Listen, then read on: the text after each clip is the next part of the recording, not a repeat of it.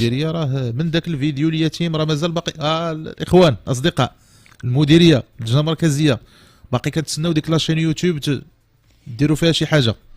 راه باقي فيديو واحد من مورا الماتش ديال الوداد والمولوديه مازال ما شفناش سي بوشعيب الحراش ولا شي واحد او من ينوب عنه يخرج. راه نهايه الاسبوع كانت حالات تحكيميه، بغينا اللي يخرج ينورنا وينور الجمهور. ما حنايا بني هانيه منير ما كانوش دي فيديو ديال هذوك البوليميك ديال الماتش ديال الرجاء وبركان والوداد وبرشيد.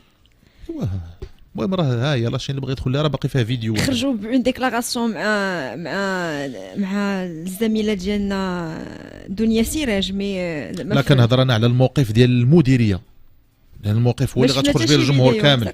اما حوار صحفي راه تقدر دير حوار في اي منبر. وي لا المدير ما كانش ديك لا فيديو بحال اللي كان في الماتش الاخر بهذيك لا فيديو الاخرى. واش حنا كنزيدوا نتطوروا ولا غادي كنتراجعوا؟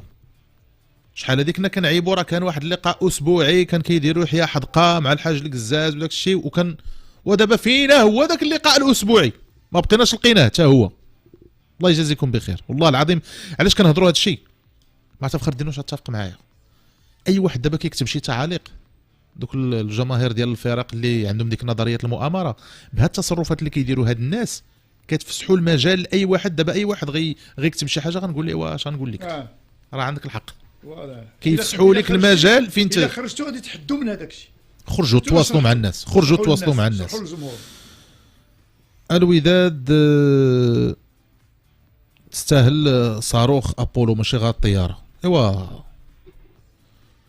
فريق اللي كيديبلاصا فريق بعدا بهذا الوزن هذا بلا ما تدخل معاه في هاد لي ديتاي في الرحلات راه باين داك الشيء من الامور العاديه جدا. جبتوا هذا المشكله منير حيت هذا الشيء كان عادي في سميتو طياره ابسط الامور حيت عادي ما بغيتوش يولي استثنائي. 40 دقيقه كتوصل كتاخذ كتعاونك الشركه وكدير كل شيء. محمد بن داد قال لك شوف مع المتمني لا يشوفوه هما مع الجمهور ماشي حنا اللي نشوفوا معاهم. راه ماشي حنا اللي محتاجينهم يخرجوا، راه الجمهور اللي محتاج توضيحات.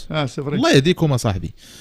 راه ماشي نظريه المؤامره الاستمواريه وكاين 3 الماتشات متابعين لنفس الفريق كيستافد. خويا ما غنقولش لك انا اللي كيستافد اللي ما كيستافدش. انا حاط فريق اكس فريق ايكغيك كيف ما كان الماتش يخرج الجهاز ديال التحكيم يوضح الحالات. ما تخليوش الهضره غاده. راه شحال من حاله كتبان للجمهور وحيدها ليه انت، ولكن خرج انت كجهاز مسؤول هضر قول اودي نظرا لانه ها الحاله ها كيفاش بانت، ها الكاميرات في الملعب ما معاونينش، ها الفار ديالنا في المغرب كيفاش غادي. وضحوا للناس شرحوا لهم. راه حيت لا يعقل غتبقى تقارن انت ديما.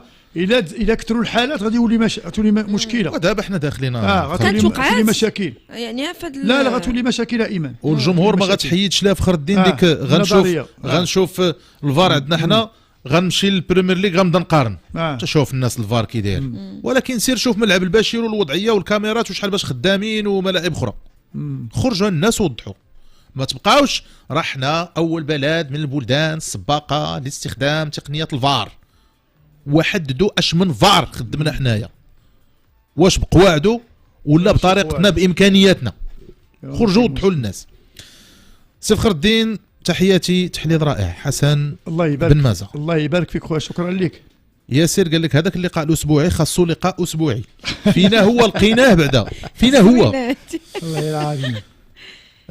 انا اقصي المغرب الدور، اذا اقصي المغرب الدور الثاني هل ستستمر البطوله؟ السي ادريس القادري حنا بغينا هذيك 45 يوم تولي حتى 50 يوم غير ليكيب ناسيونال توصل الفينال.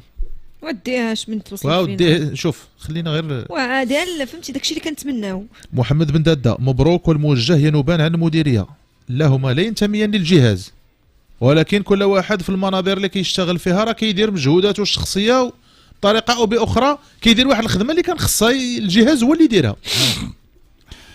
المساله باينه. بركان يستفيد من اموال الدوله ومن التحكيم، هذه هي الصراحه، لا ما تبقى تدوخ علينا. راه فعلا هادشي علاش بركان دات 6 البطولات ولا 7 ولا